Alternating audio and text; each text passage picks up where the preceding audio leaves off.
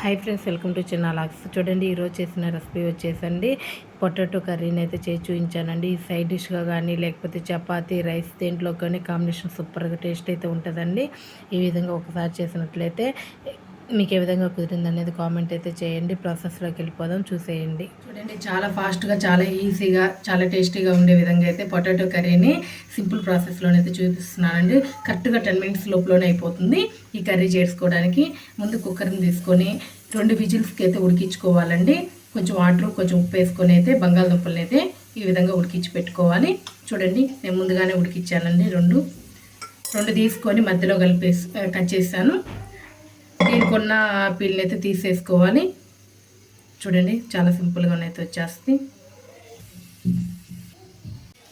చూడండి, ఈ విధంగా అన్నీ అయితే కట్ చేశానండి. ఇప్పుడు దీంట్లోకి అయితే మీడియం సైజు 4 ఉల్లిపాయలను అయితే తీసుకున్నానండి, చాలా చిన్నవి. దీంట్లో కొంచెం ఉల్లిపాయ ఎక్కువ ఉంటేనే బాగుంటుంది. కొంచెం కరివేపాకు, 2 పచ్చిమిరపకాయలు ఈ విధంగా నీట్గా అయితే వాష్ చేసుకొని కట్ చేసుకుందాము. చూడండి, ఉల్లిపాయలను అయితే ఈ విధంగా పొడవుగానైతే కట్ చేశానండి. చిన్న చిన్న ముక్కలుగానైతే పచ్చిమిరపకాయ ముక్కలను అయితే కట్ చేశాను. ఇప్పుడు తాలింపు వేసుకుందాము. చూడండి, వెడల్పుగా ఉన్న ఒక కళాయి అయితే పెట్టానండి. స్టవ్ ఆన్ చేసుకుందాము. కళాయి హీట్ అవ్వాలి. చూడండి, కళాయి అయితే మంచిగా హీట్ అయిందండి. 2 స్పూన్స్ ఆయిల్ కూడా బాగా హీట్ అవ్వాలి. చూడండి, ఆయిల్ అయితే మంచిగా హీట్ అయిందండి. ఆవాలు, పచ్చిపప్పు, మినప్పప్పు, కొంచెం జీలకర్ర, 1 ఎండుమిరపకాయ. చూడండి, లైట్గా ఇంగువ తాలింపులో. చూడండి, తాలింపు అయితే మంచిగా వేగిందండి. ఇప్పుడు కొంచెం కరివేపాకు, పచ్చిమిరపకాయ ముక్కలు లైట్గా వేగిన తర్వాత ఉల్లిపాయ ముక్కలు వేస్తున్నాము. చూడండి, ఇప్పుడు ఉల్లిపాయ ముక్కలు.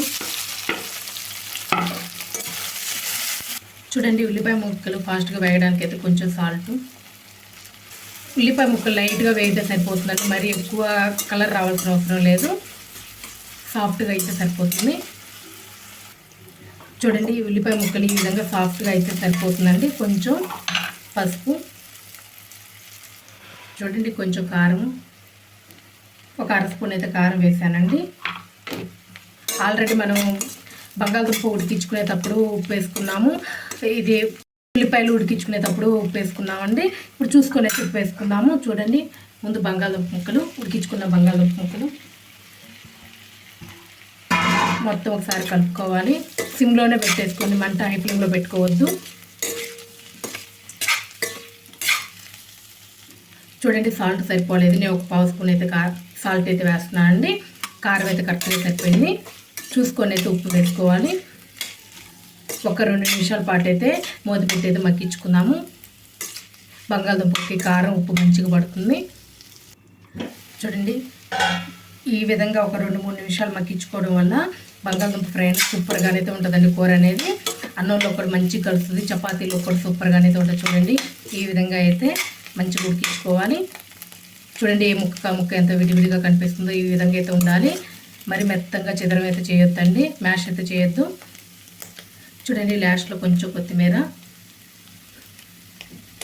అంతేనండి, ఎంతో ఎమ్మీగా టేస్టీగానైతే మన బంగాళదుంప కర్రీ అయితే రెడీ అయిందండి. ఇప్పుడు స్టవ్ ఆఫ్ చేసేసుకున్నాము. ఈ విధంగా ఒకసారి కలుపుకొని. చూడండి, చాలా సింపుల్గా ఉంది కదండి. మీరు కూడా ఒకసారి ట్రై చేసి మీకు ఏ విధంగా కుదిరింది అనేది కామెంట్ అయితే చేయండి. చూడండి, ఇప్పుడైతే స్టవ్ ఆఫ్ చేసేస్తున్నాను. మన వీడియో కనుక నచ్చినట్లయితే లైక్ చేయండి, షేర్ చేయండి, కామెంట్ చేయండి. ప్లీజ్ సబ్స్క్రైబ్ చేసుకోండి. Thank you for watching more videos. Thank you.